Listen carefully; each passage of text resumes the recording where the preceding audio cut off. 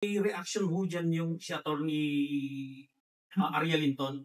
Bakit malamya daw ang ombudsman at basta lamang hahayaan na hindi na maglalahad ng nalalaman? Yung una nang lumapit din sa ombudsman na ex-congressman. Meron naman daw kung mandato ang ombudsman na mag-imbestiga kahit sino o magpatawag kahit sino. Hindi naman po siguro malamya ang ating ombudsman. I beg to disagree from that statement na malamya si Ombudsman Remulla. He has always been and will always be evidence-based. So, yung mga statements na ganyan is a matter of opinion, and we respect everybody's opinion, pero I think results will show na hindi malamya ang ating ombudsman ngayon. Pero bakit nga ba hindi na siya inobliga na mag-tell all gaya nung unang sinabi?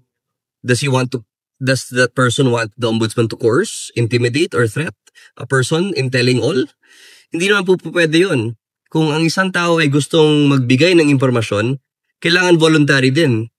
Hindi naman po pwede na nagparamdam, hindi na natuloy, i-coerce mo na, i-intimidate mo na para mag-tell all. Hindi naman po yun tama. So, if there are people who want to come and tell all, dapat voluntary din. Hindi po ba?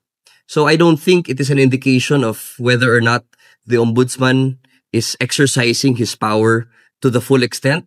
Kasi ano po yan, that is something that you have to treat very delicately and sensitively.